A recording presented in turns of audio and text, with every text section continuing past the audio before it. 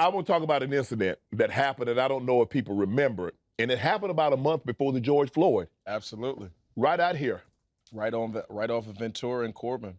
Yeah, man. Tell the story. I got wrongfully detained by the LAPD.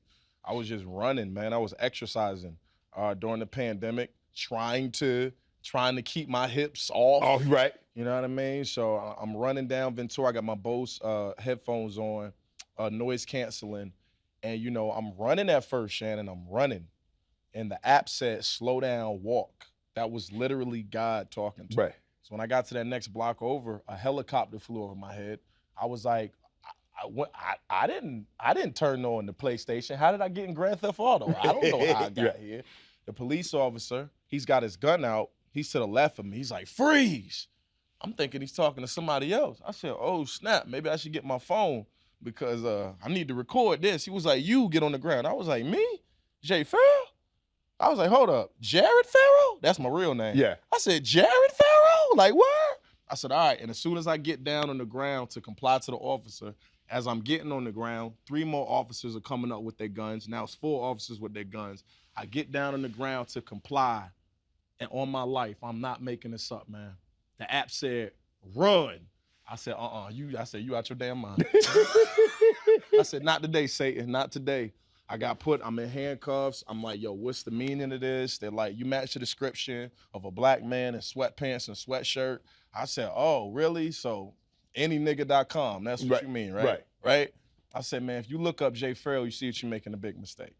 Now, I don't know if that had anything to do with it, but I know they came back and they said, you're not the guy. We can let you go. And I said, I've been trying to tell you that I'm not the guy. Right. And they say, hey, man, you know, hey, sorry, whatever. I'm like, dude, I'm like, you've put me on the ground. I'm like, I'm sweaty. I got dirt on me. I was like, I've never had handcuffs on before. I'm like, I've never even got a ticket. I've broken the law, but I've never been caught. Right. You know what I'm saying? So I'm like, what's the meaning of this, man? So it was an unfortunate situation, but I thank God that the app told me to walk. Right. Because if I would have been running through that situation, there's an alternate universe where I ran, that shit didn't tell me to go, and I'm not even here. Right. Because it's shoot, and ask questions later. Right. That's how they do it. Right. I think it was just unfortunate that it took so long for something like that to happen to me, you know, because if I would have been exposed to that earlier, I would have, I've been like, oh man, it probably wouldn't have been such a big deal. Right. But it's like, this is my first time and you all had guns on me. Right. Everybody is driving past. People know who I am. Right. They're like, yo, I knew that Pharoah was a rotten apple. Like, what the fuck? I didn't do shit. Like, did you get an apology? They didn't.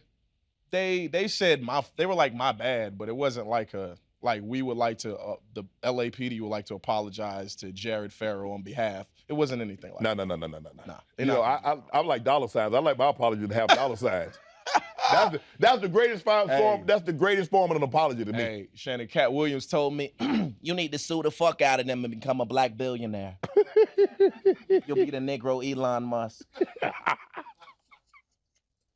So they got guns all you got is the LAPD would like to apologize. That's all I got. And you left it alone. I left it alone because I know it's gonna.